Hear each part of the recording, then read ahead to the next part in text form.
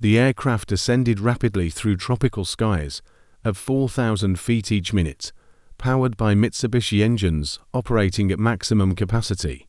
Below them, American fighters fell behind, unable to maintain the climb rate. Japanese pilots handled their controls with the confidence born from hundreds of hours of experience, their machines responding with remarkable agility and lightness. This was early August 1943. In the airspace above the Solomon Islands, among the formation was Saburō Sakai, a flight petty officer whose combat experience spanned multiple theaters of war. He flew with the assurance that came from piloting what many considered the most agile fighter aircraft then operational. The American planes, regardless of their specific model, simply could not match this performance. The Japanese aircraft could execute tighter turns than anything fielded by American or British forces. Its climbing ability exceeded that of contemporary opponents at elevations where enemy fighters became sluggish and difficult to control. This aircraft maintained its responsiveness and lethality. Sakai had demonstrated these advantages repeatedly across various combat zones, including China, the Philippines, and New Guinea. His logbook showed 300 hours of combat time in this aircraft type. He understood its capabilities intimately. However, this particular morning presented something unusual. Far above, barely discernible against the deep blue tropical sky, condensation trails formed geometric shapes. Aircraft were operating at altitudes rarely achieved by Japanese fighters, where atmospheric conditions became challenging. Sakai strained to identify these distant aircraft. The contrails shifted position, then began descending in steep, almost perpendicular trajectories. These aircraft approached at velocities exceeding anything previously encountered in combat. They were not attempting to engage in traditional maneuvering combat. Their tactics represented something fundamentally different. The aircraft descending from extreme altitude were Lockheed P-38 Lightnings, twin-engine, twin-boom fighters embodying a completely alternative combat philosophy. Rather than engaging in close quarters dogfighting, they exploited altitude, velocity, and mechanical power to attack according to their own tactical doctrine, rather than conforming to Japanese expectations. American pilots termed this approach boom and zoom tactics: ascend to high altitude, execute a high-speed dive, deliver firepower, then climb away before opponents could effectively respond. The Japanese fighters could not follow them to high altitude, could not match their dive speeds, and could not withstand the concentrated weapon fire when the P-38s descended from 30,000 feet. The central question this narrative addresses is straightforward yet significant. How did an aircraft that controlled Pacific airspace for 2 years, that overwhelmed every opponent during the war's initial campaigns, become outmoded? The answer lies not in any deficiency that developed in the aircraft itself, but rather in how the fundamental nature of aerial combat evolved around it. The aircraft's primary advantages, its exceptional maneuverability and rate of climb, became increasingly irrelevant when American pilots ceased engaging according to Japanese tactical preferences. This narrative examines how Japanese naval aviators, who possessed the most comprehensive training and extensive combat experience of any fighter pilots globally in 1941, discovered that their ideal weapon possessed critical limitations they had never anticipated. This account explores design philosophy, the evolution of tactics, and the moment when confidence founded upon genuine victories encountered an adversary who declined to fight the anticipated battle. The Mitsubishi Zero did not emerge randomly. It resulted from specific engineering specifications issued by the Imperial Japanese Navy in 1937.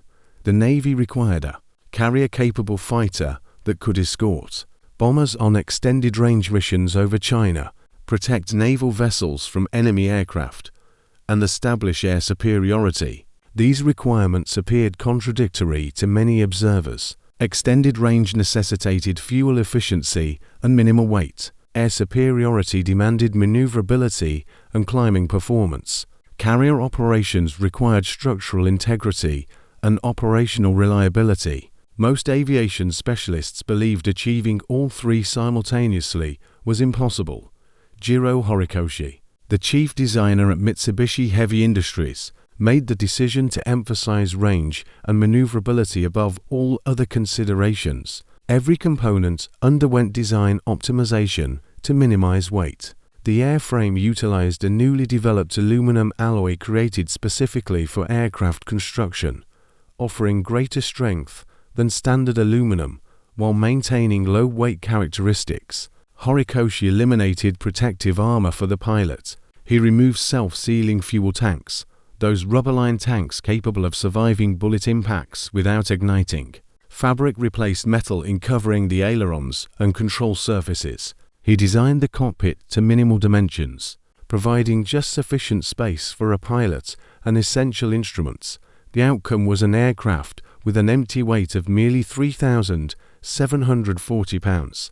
When loaded with fuel and ammunition, the complete aircraft weighed 5,513 pounds, approximately half the weight of American fighters then under development. This lightweight produced extraordinary performance characteristics. The aircraft could reach 19,000 feet altitude in 7.5 minutes. Its maximum climb rate achieved 4,000 feet per minute at sea level. It could complete turns inside any contemporary fighter's turning radius, executing a full 360-degree turn in under 16 seconds. Its operational range was exceptional among fighters. With external fuel tanks, the aircraft could fly nearly 2,000 miles, far exceeding what any other fighter could accomplish. The armament configuration was adequate for its era. To 7.7mm machine guns mounted in the fuselage nose fired through the propeller arc, to 20mm cannons, one installed in each wing, provided substantial firepower against bombers and surface targets. The 20mm Type 99 cannon was a licensed production of the Swiss Oerlikon design, firing explosive projectiles at 600 rounds per minute, 60 rounds per gun provided. Sufficient ammunition for multiple engagement passes before requiring return to base or carrier. Japanese naval aviators who initially flew this aircraft in 1940 immediately recognized they had received something extraordinary. The aircraft responded to minimal control inputs. It seemed to anticipate pilot intentions. In simulated combat exercises against older Japanese fighters, this new aircraft was untouchable. Pilots expressed disbelief at its climbing speed, turning capability, and operational range. When the first examples arrived in China during mid-1940, they achieved immediate and decisive success. Chinese pilots flying Soviet-built Polikarpov I-15 and I-16 fighters found themselves outmatched in virtually every performance category except perhaps straight-line speed at low altitude. The Japanese aircraft could climb above them, attack from altitude, and disengage before Chinese pilots could respond effectively. By December 1941, when Japan initiated its offensive across the Pacific region, pilots of this aircraft type had accumulated hundreds of hours of actual combat experience over China. They had refined tactics specifically optimized for their aircraft's capabilities. The fundamental fighting doctrine emphasized turning combat and energy management through vertical maneuvers. A pilot engaged an adversary by climbing above the opponent, diving to accumulate speed, executing a quick firing pass, then utilizing that accumulated speed to climb back to altitude. If the adversary attempted to turn and fight, the Japanese aircraft simply outturned the opponent and achieved a tail position. If the adversary attempted to dive away, the Japanese aircraft followed, using its superior climb rate to regain altitude advantage afterward. This tactical doctrine functioned perfectly against the opposition Japan encountered during the war's opening months. At Pearl Harbor, the limited number of American fighters that managed to become airborne were obsolescent types, Curtiss P-36 Hawks and P-40 Warhawks, neither designed for the combat style at which the Japanese fighter excelled. Over the Philippines, American P-40s and P-35s were destroyed in substantial numbers, often caught on airfields or overwhelmed in air combat by superior Japanese numbers and tactics. Over Malaya and Singapore, British Brewster Buffaloes and Hawker Hurricanes proved completely inadequate. The Buffalo, a compact, underpowered fighter originally designed for carrier operations, but subsequently rejected by the United States Navy, was slower than the Japanese fighter, turned more poorly, and had limited armament.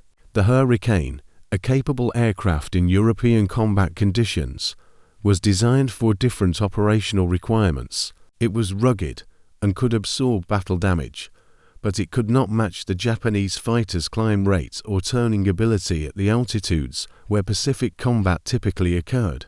British and Commonwealth pilots found themselves flying aircraft designed to intercept German bombers at medium altitude over Europe, not to dogfight highly maneuverable Japanese fighters at 20,000 feet over tropical environments.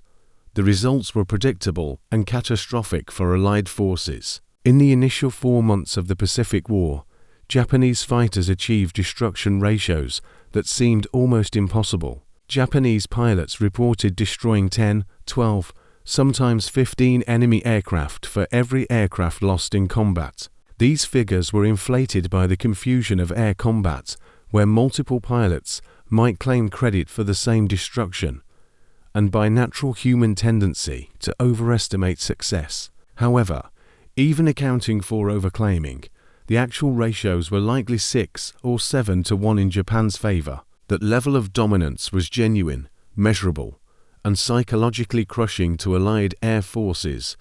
Japanese fighter pilots understood they were flying the finest fighter in the Pacific theater. Their training reinforced this conviction. Japanese naval aviator training ranked among the most rigorous globally, requiring years of preparation before a pilot was considered combat-ready. Trainees spent months mastering formation flying, navigation, gunnery, and aerobatics. They practiced until they could fly their aircraft instinctively without conscious thought. The pilots who flew these aircraft in the Pacific War's early months were products of a selection and training system unequaled in Western air forces. The Imperial Japanese Navy began pilot training before the war with entrance examinations that rejected 90% of applicants. Those accepted spent 3 years in intensive preparation. The Yokosuka Naval Air Corps, the Navy's primary training facility, subjected trainees to physical conditioning that bordered on extreme. Students completed 10-kilometer runs before breakfast. They practiced judo and kendo for extended periods. They swam in cold water to develop endurance and mental resilience.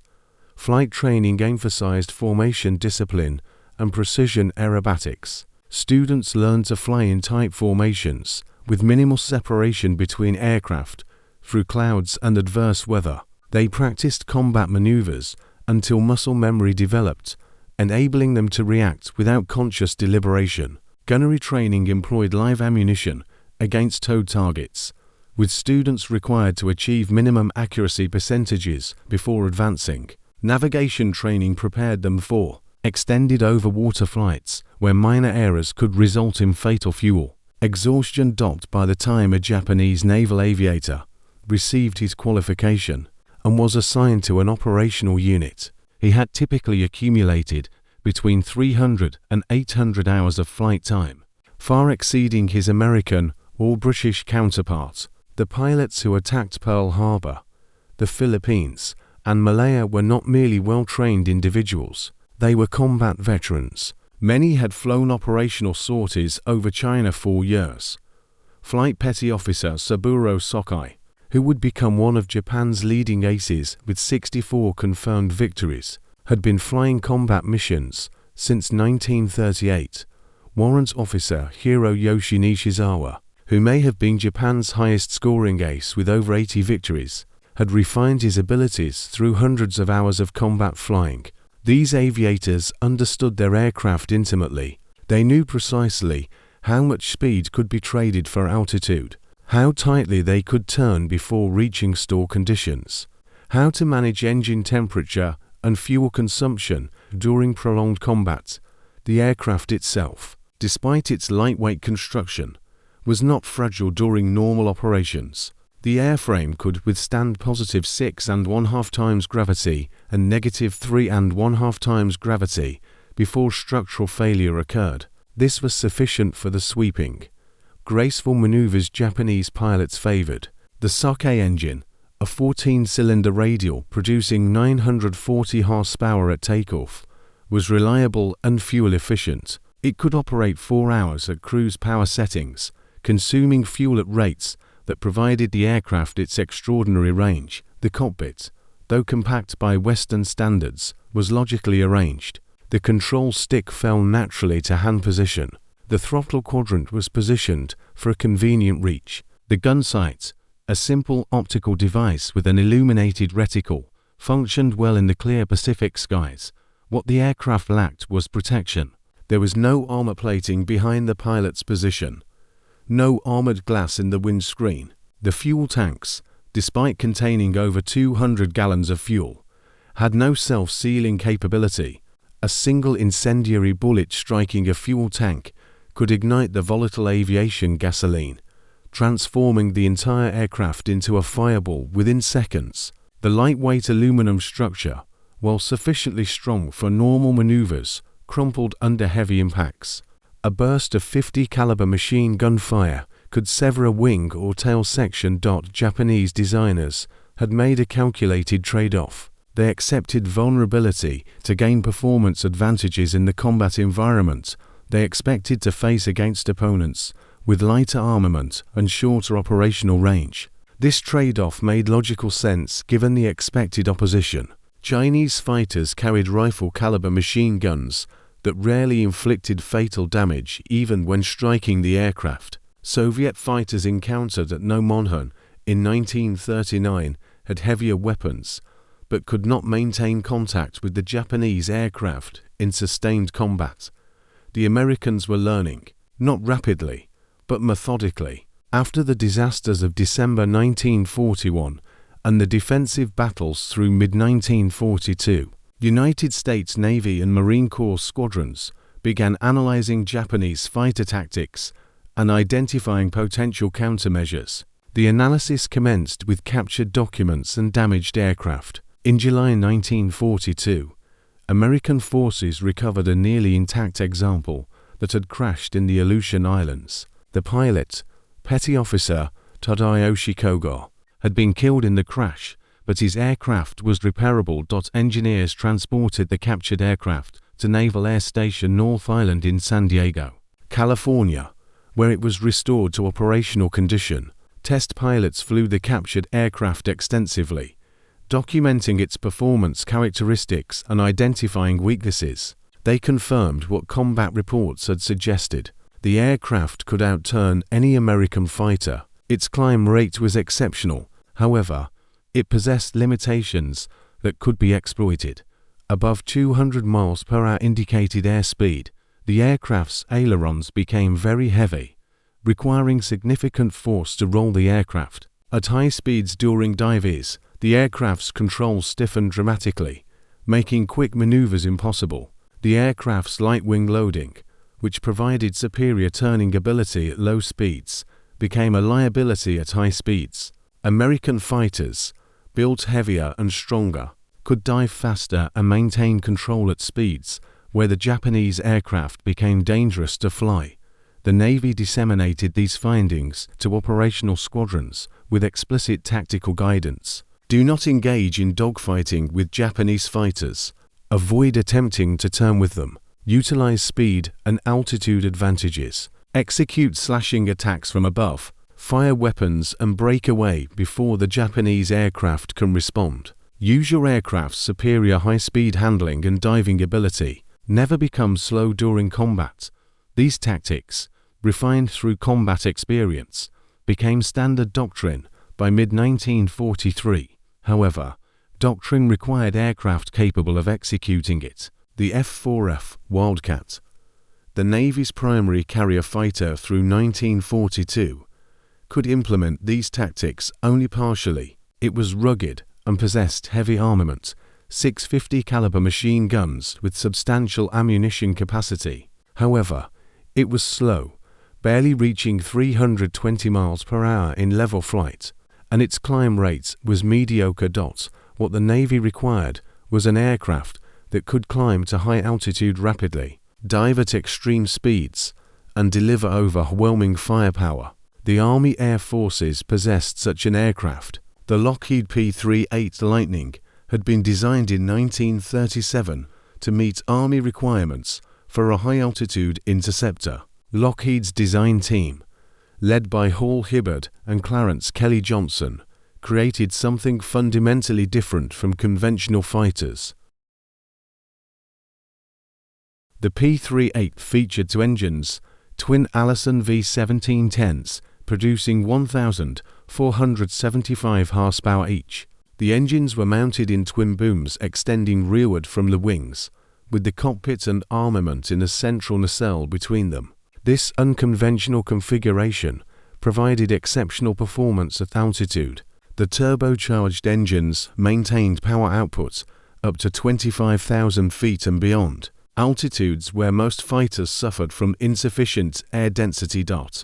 At 30,000 feet, the P-38 could cruise at speeds exceeding 300 miles per hour and climb at over 2,000 feet per minute. In a dive, the aircraft could reach speeds approaching 500 miles per hour, faster than any Japanese fighter could achieve. The armament was devastating, for 50 caliber machine guns and one 20mm cannon, all mounted in the nose, concentrated their fire at a single point with no convergence complications. A 2-second burst delivered approximately 150 rounds, sufficient to destroy any aircraft. Struck, the P-38 began arriving in the South Pacific Theater during late 1942. The initial units equipped with Lightnings were Army Air Forces fighter groups, assigned to Guadalcanal and New Guinea. Pilots transitioning from P-39 Airacobras and P-40 Warhawks found the P-38 challenging to master. It was faster, more complex, and required different techniques. However, once pilots learned to utilize its capabilities, the Lightning transformed air combat in the Pacific. The key factor was altitude. P-38 pilots climbed to 25 or 30,000 feet before entering combat areas, spending 30 minutes or more gaining altitude while still over friendly territory. From that elevation, they could observe for 100 miles on clear days, watching for Japanese formations below. When they identified targets, the Lightning pilots dove, not the gentle dive-bombing attacks that Japanese fighters could intercept, but near vertical power dives at full throttle, accelerating to speeds Japanese pilots had never experienced. The attack technique was brutally straightforward: identify the target, roll inverted, pull through into a dive, accelerate to 450 or 500 miles per hour. Close to weapons range, fire a concentrated burst, and continue the dive past the target. Use the velocity from the dive to climb back to altitude where the Japanese fighter could not follow. Never turn to fight, never decelerate, never engage according to Japanese tactical doctrine. Japanese pilots encountered this tactic initially over New Guinea in early 1943. The experience was profoundly disorienting. Japanese fighters patrolling at 15 or 20,000 feet would suddenly receive fire from above and behind. By the time pilots realized they were under attack, the P-38s were already past them, diving away at speeds no Japanese aircraft could match. Pilots who attempted to dive after the Lightnings found their aircraft vibrating and buffeting in the airflow, controls locked, unable to aim or maneuver. Those who survived the initial pass and attempted to climb to engage discovered the P-38s already climbing faster, disappearing into the sky above. One Japanese pilot, whose testimony was recorded in post-war interviews, described his initial encounter with P-38s over Bougainville, July 1943. His section of 4 aircraft was escorting bombers to Guadalcanal when tracers suddenly appeared. He instinctively broke left, pulling hard into what should have been an evasive turn. His aircraft responded perfectly, rotating rapidly in a tight arc. However, there was nothing to engage. The P-38s that had attacked were already gone, visible only as distant spakes above and ahead, climbing away. His wingman was missing. He never observed what happened, never saw the aircraft that destroyed his wingman. Just an empty sky where his wingman had existed seconds before.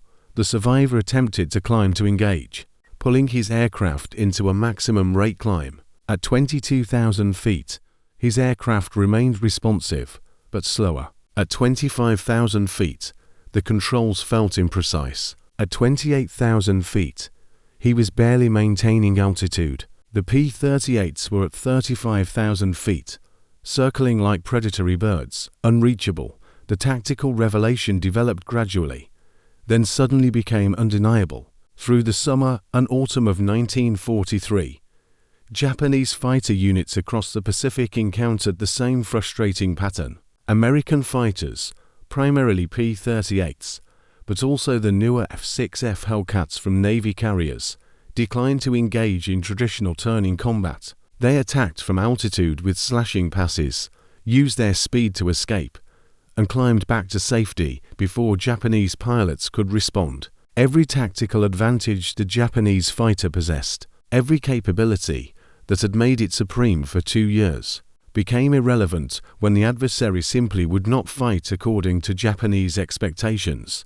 Japanese fighter pilots attempted various counter-tactics. Some attempted to climb to extreme altitudes before combat, hoping to meet the Americans on equal terms. However, climbing to 30,000 feet consumed enormous quantities of fuel and time, leaving them with limited combat endurance once they arrived. The aircraft's engine, not equipped with turbochargers like American engines, lost power progressively above 20,000 feet. By 30,000 feet, the aircraft was barely controllable, wallowing in the thin atmosphere with minimal excess power. Other pilots attempted forming defensive circles, the classic fighter tactic where aircraft flew in a continuous turning pattern, each protecting the tail of the aircraft ahead, against an opponent attempting to dogfight. This tactic was nearly impenetrable against P-38s diving through at 500 miles per hour, firing and continuing through without turning. The defensive circle merely simplified targeting. The Americans could attack any aircraft in the circle from above, fire, and be gone before the formation could react. Some experienced pilots attempted to lure P-38s into turning combat by appearing vulnerable, simulating damage or appearing unaware of the attack. Occasionally, this succeeded when American pilots became overconfident or made errors. However, disciplined Lightning pilots simply ignored apparently easy targets, maintaining their altitude advantage and waiting for genuine opportunities. The fundamental problem was not tactics, it was physics and engineering philosophy. The Japanese fighter had been designed for a specific type of combat against specific opponents. When combat conditions changed, the aircraft could not adapt. Japanese engineers recognized the problem. Mitsubishi began developing improved versions with more powerful engines, better armor protection, and heavier armament. The A6M5 model, introduced in late 1943, featured a more powerful Sakai engine, producing 1,130 horsepower, improved exhaust stacks that added speed, and strengthened wing structures that allowed faster diving speeds. However, these improvements added weight, reducing the climb rate and turning ability that had been the aircraft's primary advantages. The new model was faster in level flight and could dive more safely, but it no longer outturned American fighters as dramatically. It was a superior aircraft by objective standards, but it had lost the characteristics that made the original aircraft special. More advanced designs reached prototype stage, but never entered large-scale production. The A7M Repu, intended as the replacement, featured a 2,000 horsepower engine, much heavier armor, and performance matching the best American fighters. Only 9 were constructed before the war concluded. Japan's industrial capacity, strained by years of warfare and increasingly disrupted by American submarine attacks on shipping and B-29 bombing raids on factories, could not produce advanced aircraft in meaningful quantities while also constructing ships, submarines, and the thousands of aircraft consumed by kamikaze operations. The aircraft remained Japan's primary fighter through 1945, not because it was adequate, but because nothing else was available in sufficient quantity. For Japanese naval aviators, the psychological impact of their aircraft's obsolescence was devastating. These were aviators who had trained 4 years, who had accumulated combat experience when their adversaries were still learning fundamentals, who had dominated Pacific skies with an aircraft they trusted completely. Discovering that their weapon was no longer adequate, that they were being sent into combat against superior opposition with inadequate equipment, destroyed morale in ways that strategic defeats alone could not. Saburō Sakai, the veteran pilot who survived the war with 64 confirmed victories, described the transition in his post-war memoir. In 1941 and 1942, he wrote, "Japanese pilots flew with absolute confidence. They knew their aircraft was superior. They knew their training was better. They trusted their tactics." By late 1943, that confidence was gone. Pilots climbed into their aircraft knowing they were at a disadvantage, knowing that American pilots could choose when and how to fight, knowing that survival depended more on fortune and American mistakes than on their own skill.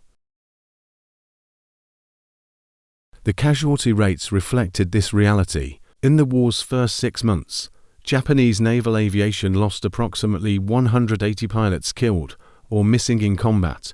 These losses were sustainable given the pool of trained replacements. However, the training pipeline was already weakening. The rigorous 3-year training program that produced the elite pilots of 1941 required resources and time that Japan no longer possessed. Training was shortened to 18 months, then 12, then 6. New pilots arrived at operational units with barely 200 hours of flight time, less than 1/3 of what their predecessors had accumulated. They flew obsolescent aircraft against opponents with superior equipment, superior numbers, and increasingly superior training. In 1943, Japanese naval aviation lost approximately 900 pilots. In 1944, losses exceeded 2,000 pilots. By 1945, the figures became almost meaningless as the kamikaze campaign consumed pilots and aircraft in deliberate suicide attacks. The aircraft, designed as an air superiority fighter, concluded the war carrying bombs on one-way missions against American ships. American pilots, meanwhile, refined their tactics and grew more confident. P-38 units developed standardized combat formations optimized for boom and zoom attacks. 4 ship flights operated in dispersed formations at different altitudes, providing mutual support while maintaining energy advantage. When Japanese fighters appeared below, the highest flight dove first, attacked, and climbed away. If Japanese aircraft attempted to climb after them, the second flight attacked from a different angle. The Japanese were forced to choose between ignoring the first attack and accepting casualties, or responding to it and becoming vulnerable to the follow-up attack. Either choice resulted in losses without inflicting comparable damage. The destruction ratios reversed. By mid-1944, American fighters were achieving 3 or 4 victories for every loss, sometimes better. Japanese pilots, who had once claimed 10 victories for every loss, found themselves fortunate to survive a few combat missions. The industrial disparity that underlay everything became impossible to ignore. American factories produced over 18,000 P-38s during the war. Grumman constructed over 12,000 F-6F Hellcats, the carrier fighter that replaced the Wildcat and proved equally capable of employing energy tactics against Japanese fighters. These were produced alongside thousands of other fighters, bombers, transports, and training aircraft. Japan produced 10,449 examples of its primary fighter total from 1940 through 1945, and that represented a significant portion of Japan's entire fighter production. The Americans could afford to lose aircraft and pilots in training accidents, combat losses, and operational attrition. They replaced them faster than losses occurred. Japan could not. Every aircraft lost was irreplaceable. Every experienced pilot killed left a gap that could not be filled with an equally trained replacement. The story of this aircraft's obsolescence is not simply about one design being surpassed by better designs. It concerns what occurs when tactical excellence and design optimization for specific conditions encounter an opponent who declines to fight the anticipated battle. The aircraft was genuinely exceptional at what it was designed to accomplish, turning combat at medium altitude against lightly armed opponents. It had no equal in the war's early years. Japanese pilots who flew it were among the most skilled aviators in any air force. However, exceptional skill and optimized equipment cannot overcome fundamental strategic disadvantages when the adversary adapts faster than you can respond. The Americans learned from their defeats. They analyzed captured equipment, tested theories, and developed tactics that exploited enemy weaknesses while avoiding enemy strengths. They produced aircraft in quantities that allowed them to lose battles while learning, knowing they could replace losses and return with improvements. They constructed training systems that produced adequate pilots quickly, accepting that individual skill would be lower, but compensating with numerical and equipment superiority. Japan could not match this approach. Limited industrial capacity prevented mass production of advanced aircraft. Limited training resources prevented rapid replacement of experienced pilots. Strategic bombing and submarine warfare progressively destroyed the industrial base and severed access to raw materials. By 1944, Japan was fighting with weapons designed in the 1930s against opponents using weapons designed specifically to counter them. The morning flight Petty Officer Sakai watched P-38s diving from 30,000 feet above Vella Lavella was the moment when the old certainties expired. The Japanese fighter could still outturn American fighters. It could still climb impressively at low altitude. However, these capabilities no longer mattered. The Americans had transformed the nature of air combat, employing altitude and speed instead of turning ability, overwhelming firepower instead of maneuverability, systematic tactical doctrine instead of individual virtuosity. Sakai survived the war, one of the few Japanese aces to do so. In post-war interviews, he spoke about that transition with remarkable clarity. The aircraft, he stated, was the perfect weapon for the war Japan expected to fight. However, America declined to fight that war. They fought their own war on their own terms, utilizing their strengths against Japanese weaknesses. No amount of courage or skill could overcome that fundamental reality. The aircraft continued flying through August 1945, when Emperor Hirohito's surrender broadcast ended hostilities. By then, the aircraft was obsolete by half a decade of development, flown by pilots with minimal training against adversaries with every possible advantage. It remained a symbol of Japanese naval aviation, but a symbol of what had been lost rather than what might be achieved. The lesson transcends the specific aircraft and conflict. In warfare, as in any competition between complex systems, optimization for one set of conditions creates vulnerability to change conditions. The side that adapts faster, that can learn and adjust and rebuild, holds the advantage regardless of initial tactical success. The Japanese fighter pilots who climbed confidently toward American aircraft that morning above Vella Lavella, believing their superiority was assured, learned this truth in the most direct way possible. They were still among the world's best fighter pilots, but they were flying yesterday's aircraft into tomorrow's battle. The outcome was never in doubt once the Americans stopped fighting according to Japanese terms and started fighting according to their own.